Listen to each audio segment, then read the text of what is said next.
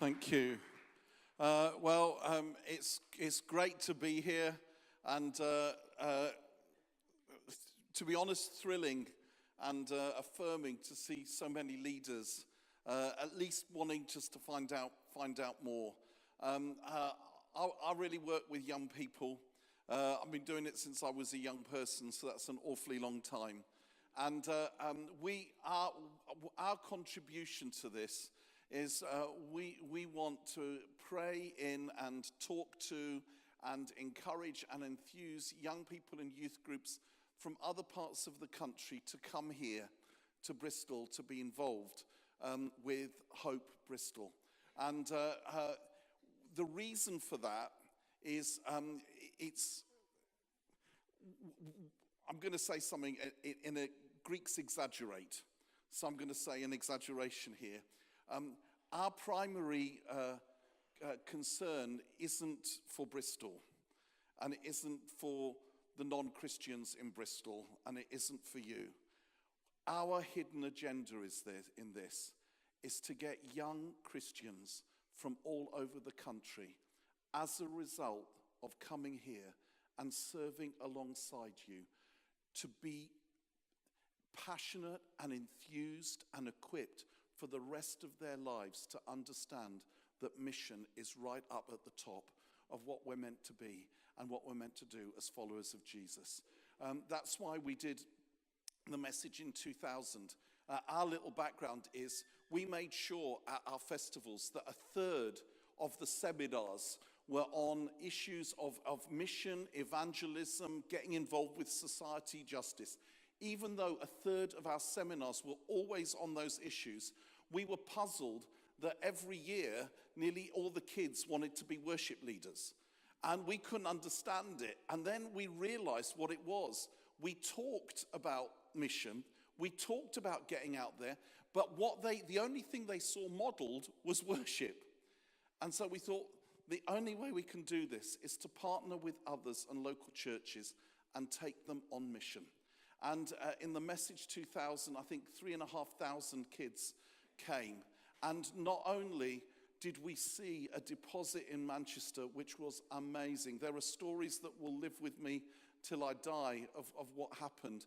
But we saw young people, they got it. They got it. And then from that, we went to London in 2004. And to our joy, we took 11,500 Christian young people to London, and they did mission for 10 days alongside 770 partner churches.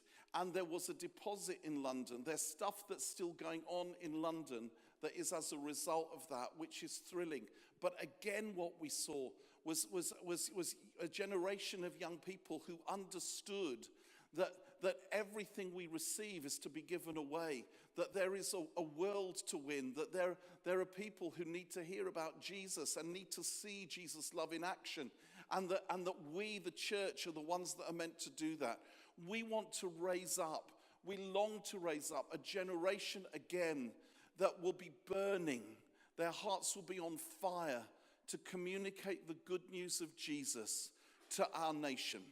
And so our not so hidden agenda is to bring them here, to join in with you. And the only little thing that we require of you is at the end of the time that you've sorted it so that they go back on fire and changed. And just wanting to go back to whether it's their little village or their big town, in their small youth group or with youth groups coming together for the rest of their lives. To understand that mission is part of who we are. It's not what we do, it's part of who we are. And of course, we long that there is a deposit left in this city. And we want to partner with you. Our job is going to be to bring the young people and to look after them while they're here, all the stuff about that they're okay, that they're pastored and all of that. And lend them to you so that over the course of the time, they might continue in your ongoing mission. The reason this isn't hit and run, the vision for this is that, yes, the young people are coming for a short time, but you are here all the time. It's part of your ongoing mission, and they just join you and hopefully give it a boost. Hopefully take it a step further. And what we've noticed in the years since 2004 is that, again, we have a generation that is so broken, and they really are broken. I could tell you stories from, you know that struggle with life. And the last few years at our festivals, whenever we've tried to talk about reaching out, so often the ministry has been about the kids, their brokenness. And we want to continue to try and serve them and to bring healing into their lives, healing of the heart, healing of the mind. But we're convinced that the best way to get healed is to go for it. The best way to get, that don't wait, and we want to say to them, don't wait until you're sorted before you seek to serve Jesus. If some of us waited till we were sorted, we'd still be waiting. And we're all going to walk into heaven with a bit of a limp. So let's give it all we've got now. And we get changed on the way. We get changed as we go on an adventure with Jesus. And we long for them to actually see with a huge amount of others that actually serving Jesus and serving the community is something that is accessible to everyone. You don't have to do 3 years study in evangelism in order to serve the world around us, that you can do it now, and you can go back and you can do it in your school, you can go back and do it in your college, you can go back and do it in your street. And we long for this, we long when we'll be praying from now. We're actually launching this in social media now to the kids around the country. We thought we'd wait till today. And do pray with us that the kids do book in, that the youth leaders get the vision for this. We will do everything we can to enthuse and encourage, to beg, to do everything to bring as many as possible here. But it's a risk of faith. We don't know, but we long that happens. But we also long that this event for our kids be more than not only about evangelism. We really, really, really want it to be about worship. We want it to be an act of worship. And what we mean by that is this. It's in word. We want to proclaim with you, under your leadership, the gospel with word.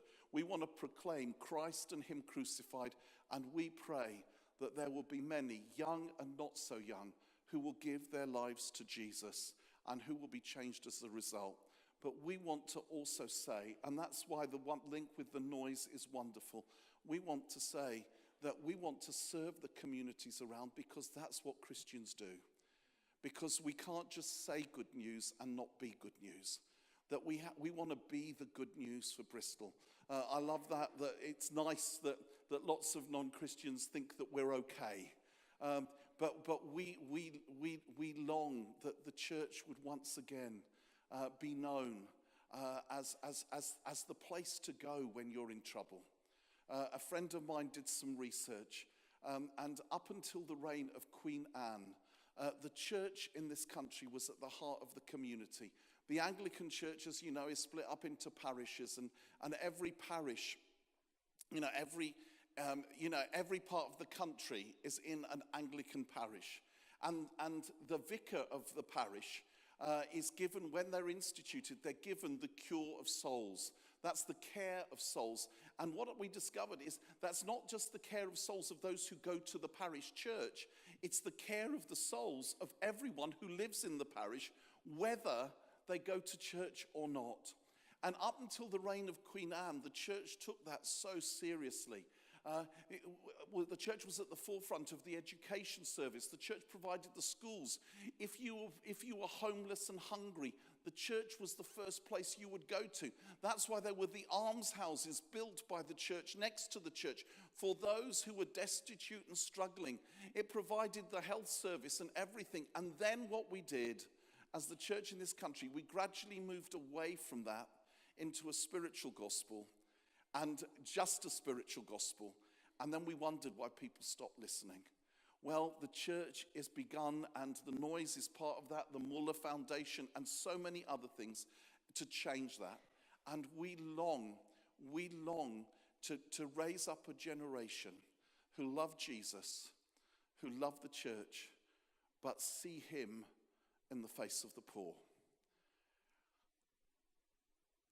The issue of what we do with our money and possessions in the light of the poor, the oppressed, the marginalized and the dispossessed is the second most common topic in the Old Testament after idolatry. There are over 300 verses of direct teaching on this subject in the New Testament. That is one verse in every 16. In the Synoptic Gospels, it's one verse in every 12. In Luke's Gospel, it's one in every 10 verses. And in the letter of James, it's one verse in every 7. Now, I didn't do that research myself, but that comes from, so that you know, Jim Wallace, the Sojourners community, they did a whole study on that. That means that if you take those verses out of the Bible, we're left with a Bible full of holes. And it's not just the quantity. It's not just the quantity, it's the quality. Isaiah 58. I won't read it to you. Just read it. You know, you hear God's heart, his passion, his passion. Amos 5. Away with the noise of your songs. I will not listen to the music of your harps, but let justice roll on like a river, righteousness like a never-failing stream. Micah 6. What does the Lord require of you? To act justly, to love mercy, to walk humbly. And then the killer for me is Matthew 25. Come and receive your inheritance, the place prepared for you. For I was hungry, and you gave me something to eat. I was thirsty, and you gave me something to drink. I was naked, and you clothed me. I was in prison, and you visited me. I was a stranger, and you welcomed me in. When did we see you hungry? When did we see you thirsty? When you did it for the least of my brethren, you did it for me. They asked Mother Teresa once, why do you do this? And she could have given all sorts of very good reasons. She could have said, we do it because God broke my heart for the destitute, for the dying, because I see philosophically that this is wrong. But she gave this Catholic nun the most biblical reason anyone could possibly give. She said, we do it for Jesus. We do it for Jesus. It's an act of worship, whether people respond or not. We want to make a noise with our lives as well as with our words. And it's not one or the other. It's not one or the other. And our prayer at Soul Survivor is what the fruit that will come out of this. We pray it will be amazing and massive for Bristol. But we hope and pray that there will be hundreds and hundreds of Christian young people who might never be the same again and who will never need to be taught again because they've seen it. We saw it in Manchester, we saw it in London, we've seen it in other places. You know, there's that Chinese proverb, I hear, I forget, I see, I remember, I do, I understand. And by doing, they will understand. And we long for a whole turnaround in the church. The Lord promised me, I felt, when I first started doing this stuff, that before I died, I might see the first fruits of a revival. Well, I'm still waiting in many ways, but I'm believing in that promise. I'm longing for it. And it's humbling for us to share with you. We want to serve you the best that we can. We want our young people to serve you the best that we can. And we'll be working with the steering committee and with others. And it's going to be your stuff. You're going to lead it, not us, because you know this city. You know what's going on here. You know the best way. And we want to prepare our young people the best way that we can so that they can be a blessing to your churches and to the city of Bristol. That's our heart. That's our passion. That's our longing. Please pray with us that those things may come to pass. because what we've noticed is it's become harder to get young people just to get out there. And we want to do everything we can to reverse that. And we really do believe that God is in this. Just seeing all of you here is one of those encouragements on the way. And exactly as Roy said, as I come into land, exactly as Roy said, this is part of something much more with hope. Hope is about bringing hope to our nation by the church rising up and proclaiming the love that we have for Jesus and his love for us and his world, but doing it with our words, but also demonstrating it with our actions. Thank you so much for coming. I think I hand back to you.